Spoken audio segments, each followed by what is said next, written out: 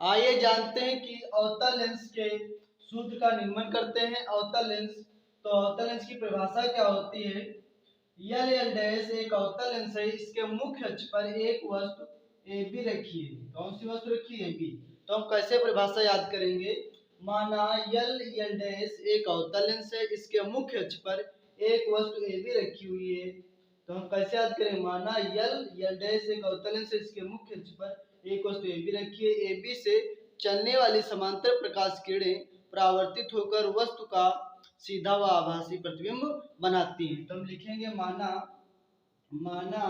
यल L dash एक अवतल lens है, एक अवतल लेंस है, इसके मुख्य अक्ष पर एक वस्तु ए बी रखी है। कौन सी वस्तु रखी है? एक वस्तु ए बी रखी है। ए बी से चलने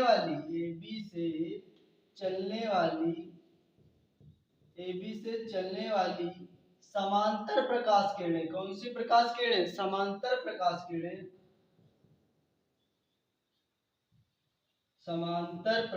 किरणें। तो हम कैसे परिभाषा याद करें? माना यल एल डैश एक अवतल लेंस है, इसके मुख्य अक्ष पर एक वस्तु ए बी रखी है। ए बी से चलने वाली समांतर प्रकाश किरणें परावर्तित होकर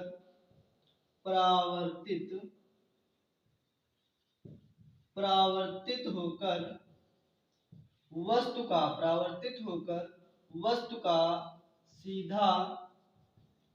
सीधा व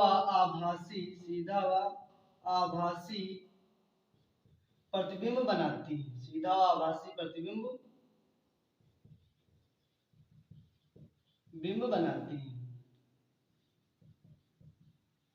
बस इतनी हमको थ्योरी याद करना है कि माना यल एल डैश एक अवतल लेंस है, इसके मुख्य अक्ष पर एक वस्तु ए बी रखी हुई है। ए बी से चलने वाली समांतर प्रकाश किरणें परावर्तित होकर वस्तु का सीधा व आभासी प्रतिबिंब बनाती है। तो हम आइए जानते हैं, जो त्रिभुज दिया हुआ है ए बी सी, एक त्रिभुज दिख रहा होगा ए और बी सी।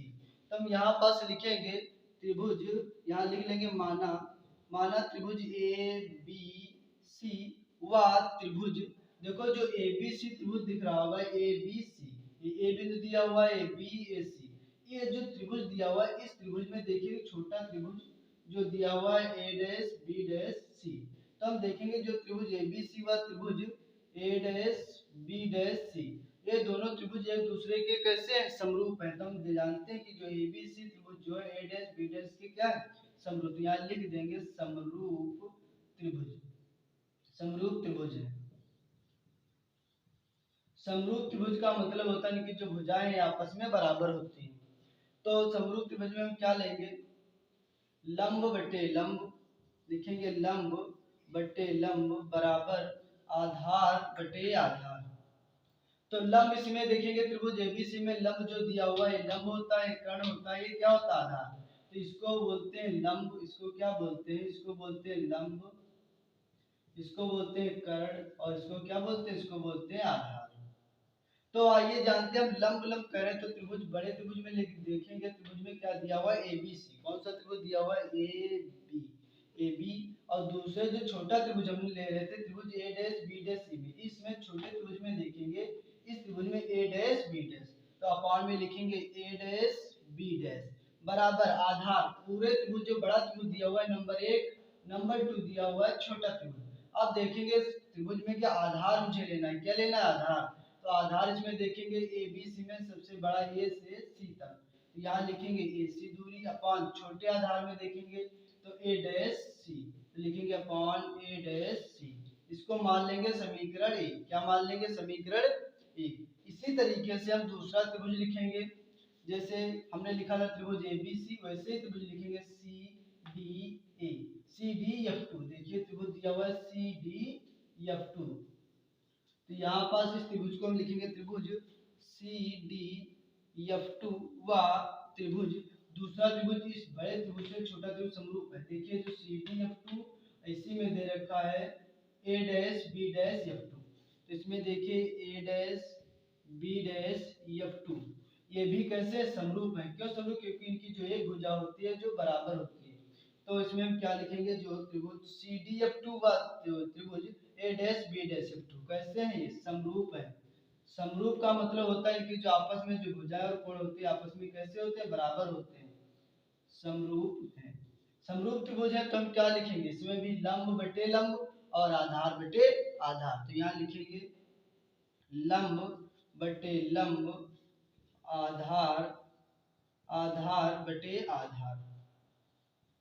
तो इसमें हम देखेंगे लंब कौन सा दिया हुआ है, जो दी हुई लंब दिया हुआ है CD, कितने दिया हुआ है CD अपॉन छोटे त्रिभुज में देखेंगे लंब A-B', तो यहाँ लिखेंगे A', बराबर आधार। बड़े त्रिभुज में CDF2 में हम देखेंगे आधार जो दिया है CF2 अपॉन छोटे त्रिभुज में देखेंगे जो आधार दिया हुआ है A', यहाँ बड़े त्रिभुज में CF2 कितना दिया हुआ है CF2, और छोटे त्रिभुज में देखेंगे जो छोटा त्रिभुज दिया हुआ है A', यहाँ दिया हुआ है A', इसमें हम मान लेंगे इसको समीकरण 2। अब हमको देखना है मुझे जो CD, देखो हमने बता चुके हैं जो इसमें दो CD रेखा जो है किस रेखा के बराबर है, AB रेखा के बराबर है। यहाँ पास हम चूक करके लिख लेंगे, चूंकि जो CD रेखा है, ये जो CD रेखा है किस रेखा के बराबर है, ये जो CD रेखा है AB रेखा के बराबर है। तो यहाँ लिख लेंगे AB रेखा के।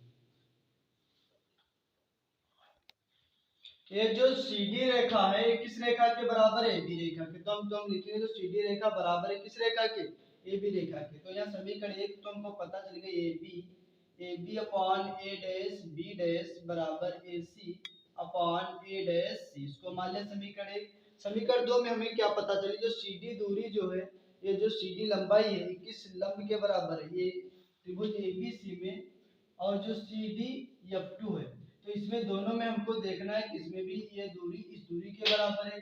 CD रेखा जो है किस रेखा के बराबर है, AB रेखा के बराबर है। तो हम यहाँ पास लिखेंगे इसके बराबर है, तो जहाँ पर CD है लिखा हुआ वहां पास हम क्या लिखेंगे AB, यहाँ पास लिखेंगे AB अपॉन A', बराबर यहाँ पास लिखेंगे CF2 अपॉन A', तो यहाँ पास हमको देखना है, इसको मान लेंगे समीकरण 3। क्या मान लेंगे, समीकरण 3। अब इसमें मुझे क्या करना होता है, जब एक पक्ष बराबर होता है तो उस पक्ष को काट दिया जाता है, तो छोड़ काटा नहीं जाता, छोड़ ही दिया जाता है। तो यहाँ पास हम लिखेंगे समीकरण 1 व 3 से, समीकरण 1 व 3 से जब हल करेंगे तो ये दो पक्ष कट जाएंगे, तो यहाँ पास बचेगा क्या, इसको हम कुछ रफ किए दे रहे हैं, तो इसको रफ करेंगे। तो यहाँ पास बचा हुआ है जब A', कट जाएगा तो बचेगा AC अपॉन A', बराबर CF2 अपॉन A', अब इसमें मुझे देखना है कि A', यहाँ A से C तक की दूरी कितनी दी हुई है, पूरी दूरी जो दी हुई है माइनस की U दी हुई है। A' से C की दूरी कितनी दी हुई है, माइनस की कितनी, A' से C की दूरी दी हुई है माइनस की V, कितनी दी हुई है, माइनस की V। अब बराबर मुझे CF2, C से F2 की दूरी जो दी हुई है माइनस की F, कितनी दी हुई है, माइनस F अपॉन। अब मुझे पता करना है कि A', मतलब A', मुझे दूरी ज्ञात करना है। तो कैसे ज्ञात करेंगे, तो हम लिखेंगे पूरी दूरी लिखेंगे CF2, उसमें से यहाँ दिख नहीं रहा होगा, यहाँ लिखा माइनस का V, हम पूरी दूरी में से CF2 में से घटा देंगे A', क्या घटा देंगे, A'। अब हम घटाएंगे तो माइनस U अपॉन माइनस का V बराबर माइनस का F। CF2 पूरी दूरी जो दी हुई है कितनी है, माइनस की F, माइनस का चिन्ह लगा देंगे A', की दूरी कितनी दी हुई है, माइनस की V। तो यहाँ पास माइनस से माइनस कट जाएगा, तो U upon V minus F ऐसे रहेगा, और माइनस माइनस क्या हो जाएगा, प्लस V।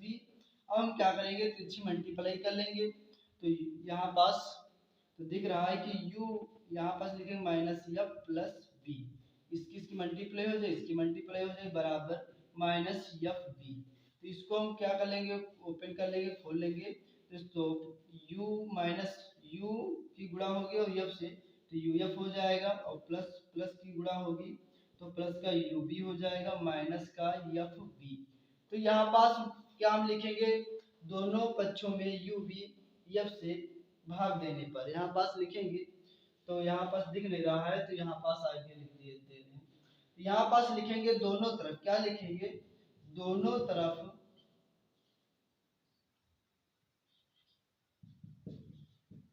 यहाँ पास लिखेंगे दोनों तरफ, क्या लिखेंगे, दोनों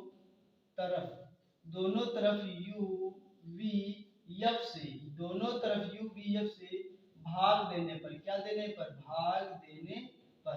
तो दोनों तरफ जब भाग देंगे तो यहाँ पास क्या हो जाएगा, यू वी एफ, यहाँ पास लिखेंगे यू वी एफ और यहीं पास भी लिख लेंगे यू वी एफ।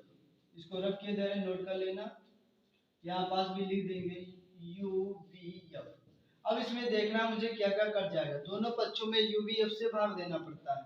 तो एफ से एफ कट जाएगा और यू से यू कट जाएगा और यहाँ पास यू वी से यू वी कट जाएगा और यहाँ से एफ एफ कट जाएगा और क्या कट जाएगा, वी से वी कट जाएगा। तो यहाँ पास बचा हुआ क्या है, यहाँ पास बचा हुआ है माइनस 1 वी प्लस यहाँ पास क्या बचा हुआ है 1/f बराबर -1/u।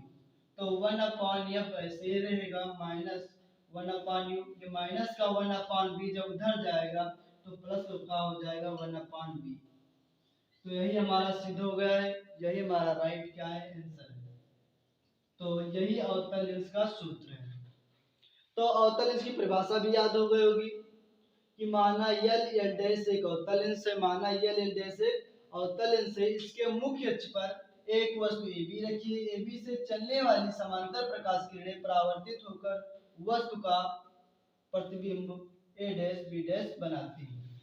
तो अवतल लेंस का प्रूफ भी सिद्ध हो गया। अवतल लेंस का फार्मूला होता है 1/f बराबर 1/v माइनस 1/u।